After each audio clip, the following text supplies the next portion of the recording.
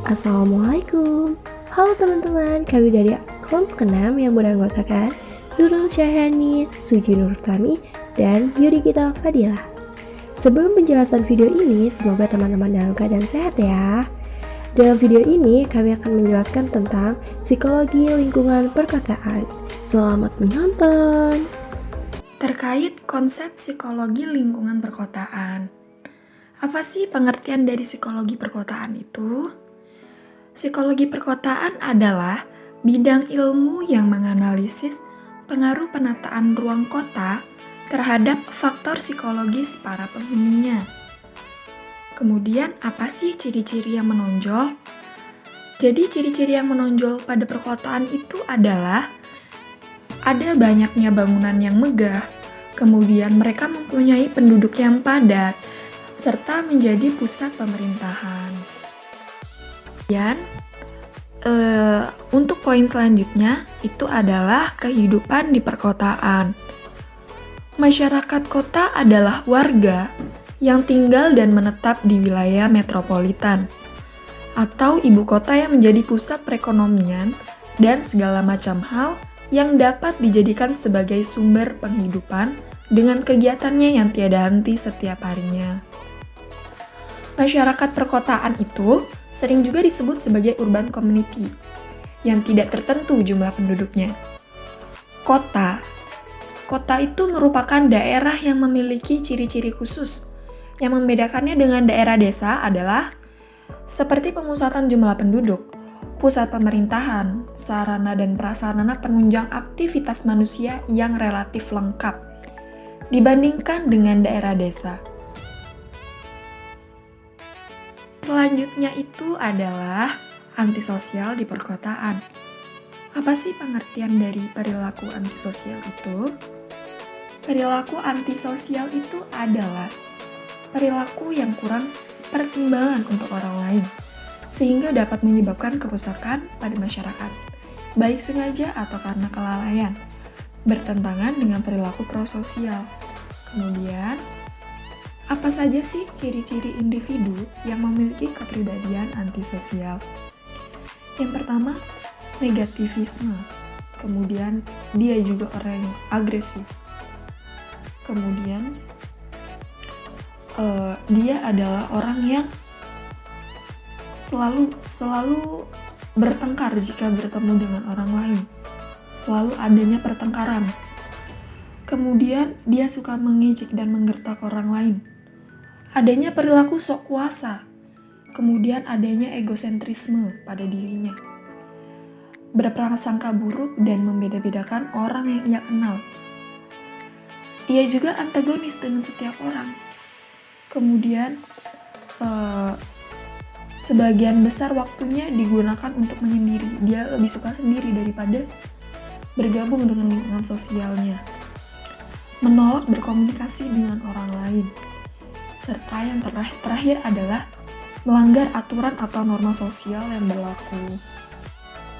Selanjutnya adalah ketetanggaan atau neighborhood di perkotaan. Pengertian daripada ketetanggaan ini merujuk pada aktivitas orang-orang yang hidup berdampingan satu sama lainnya.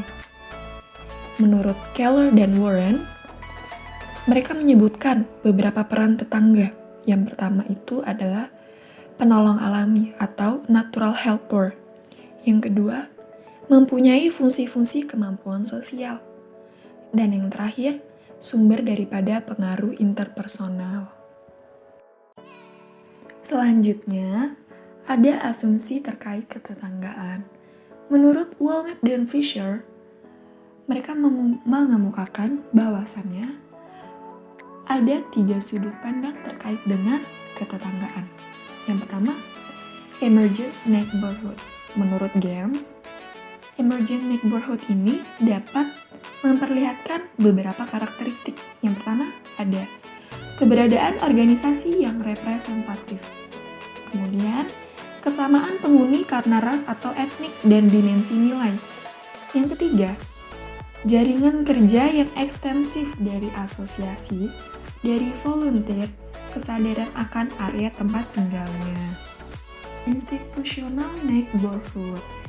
Ketetanggaan merupakan kumpulan orang-orang yang disatukan karena mereka sebagai pengguna fasilitas lokal yang sama atau mereka menggunakan fasilitas lokal bersama, seperti halnya pertokoan, mereka menggunakan sekolah, mereka menggunakan masjid, atau fasilitas lokal lainnya yang sudah disiapkan untuk mereka gunakan. Yang terakhir, ada multiple criteria neighborhood. Menurut daripada sudut pandang ini, ketetanggaan merupakan prevalensi karakter sosial pada sebuah area, kondisi kehidupan, stabilitas residensial, dan karakteristik populasi. Dimensi ketetanggaan. Werery dan Warren, Prisi, 1984, menemukakan 3 dimensi ketetanggaan yang didefinisikan berdasarkan organisasi sosial ketetanggaan, yaitu A. Interaction, yaitu tingkat pertukaran sosial, misalnya saling memberi manfaat satu sama lain. B. Identity, yaitu tingkat identifikasi individual dengan ketetanggaan. C. Connection, yaitu tingkat ketetanggaan secara eksplisit bergabung dengan komunitas yang lebih besar, misalnya menjadi anggota partai politik dan organisasi di luar ketetanggaan. Fungsi ketetanggaan. 1. Interaksi sosial, yaitu hubungan dengan teman dan anggota kelompok referensi. 2. Kontrol sosial, yaitu kontrol informal yang hanya dipakai untuk lingkungan tempat mereka tinggal ataupun orang luar yang masuk ke dalam lingkungan tersebut.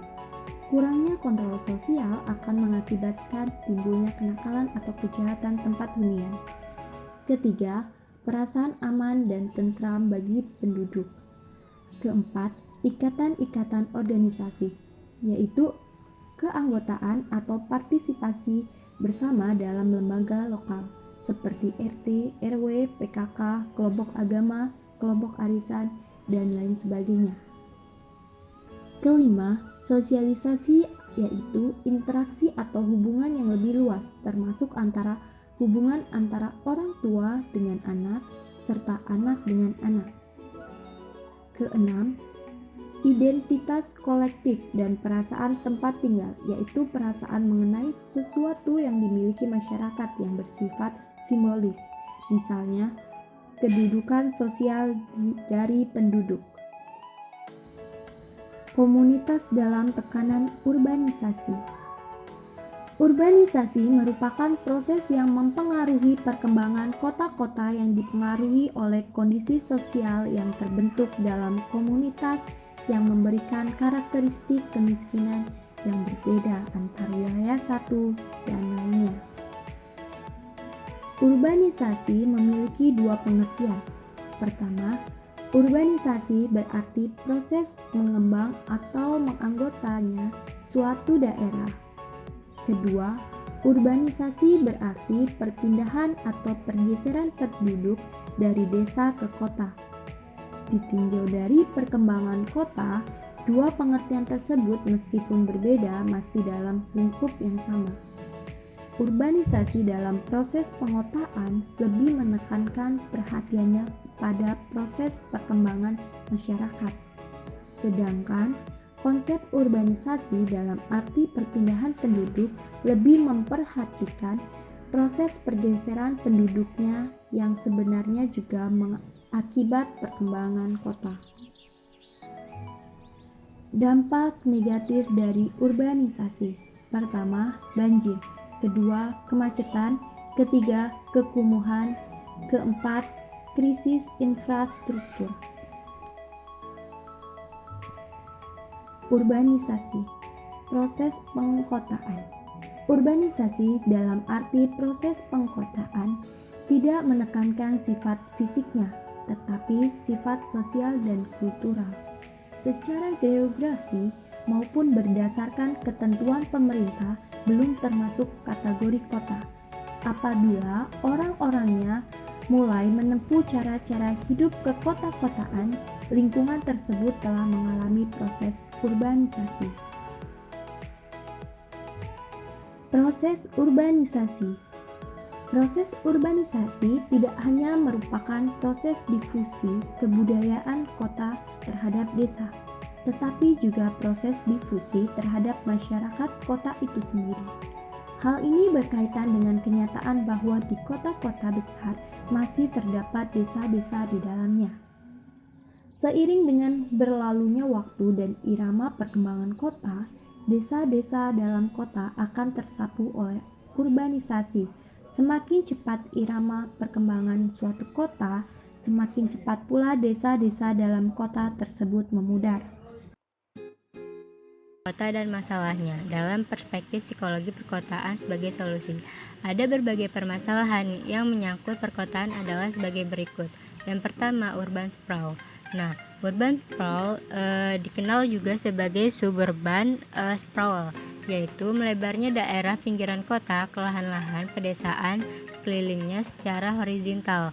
Perkembangan kota yang tidak terkontrol dan melebar kemana-mana menimbulkan banyak masalah psikologis, terutama yang berkaitan dengan stres berkelanjutan dan keletihan kronis akibat berperjalanan panjang setiap hari. Lebaran ini ternyata memiliki beberapa masalah, yaitu yang pertama itu menciptakan penduduk yang bergantung pada kendaraan. Nah, yang kedua, penggunaan lahan yang boros karena kepadatan yang rendah. Nah, yang ketiga itu zoning tunggal yang menyebabkan terjadinya segresi fungsi kota. Misalnya, terjadi pengembangan untuk hunian atau wisma saja, sedangkan kegiatan ekonomi itu seperti niaga, rekreasi dan penyempurnaan tidak tersedia dengan memadai atau harus ditempuh dengan kendaraan karena terlalu jauh. Nah, yang keempat itu menurutnya kesehatan membuat warga sangat bergantung pada kendaraan sehingga meningkatkan obesitas dan penyakit darah tinggi. Nah, yang kelima, kerusakan lingkungan terutama meningkatnya polusi dan ketergantungan pada bahan bakar fosil sehingga udara di pinggir kota menyumbang emisi karbon lebih besar dari warga. Nah, yang selanjutnya yaitu yang terakhir, menurunnya modal sosial karena menciptakan penghalang jarak untuk interaksi sosial dan cenderung mengganti ruang-ruang terbuka publik dengan ruang-ruang komersial. Yang kedua yaitu ada gentrifikasi. Nah, gentrifikasi ini merupakan imigrasi penduduk kelas ekonomi menengah ke wilayah kota yang keadaannya buruk atau baru direvitalisasi sehingga terjadi peningkatan nilai properti. Nah, gentrifikasi ini meningkatkan gelombang kedatangan warga kelas menengah atas yang baru menggantikan warga asli yang miskin. Nah, ada pro dan kontra mengenai gentrifikasi ini. Nah, kalau bagi yang pro, gentrifikasi merupakan cara mengatasi permasalahan kota yang timbul akibat urban sprawl.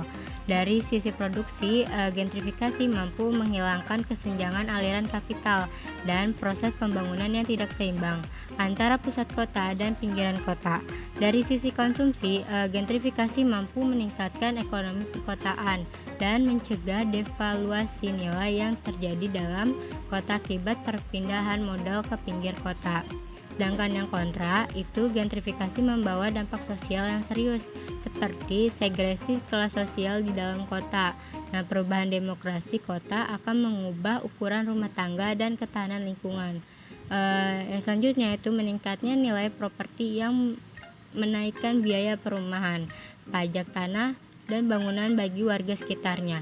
Cenderung terjadi praktik penggusuran, perubahan peruntukan lahan dan pembebasan lahan secara membabi buta oleh para pengembang swasta. Nah, yang ketiga ini ada kesehatan mental warga kota. Kesehatan mental itu tidak hanya berhubungan dengan karakteristik individu dan rumah tangga, tetapi juga berhubungan dengan fitur-fitur sosial, konteks, dan ekologi tempat individu berada.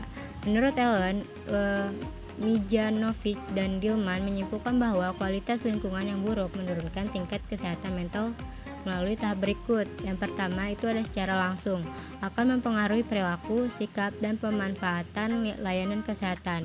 Yang kedua yaitu ada pelumrahan yang secara jangka panjang berhubungan dengan akumulasi stres dan sumber daya lingkungan yang terbatas.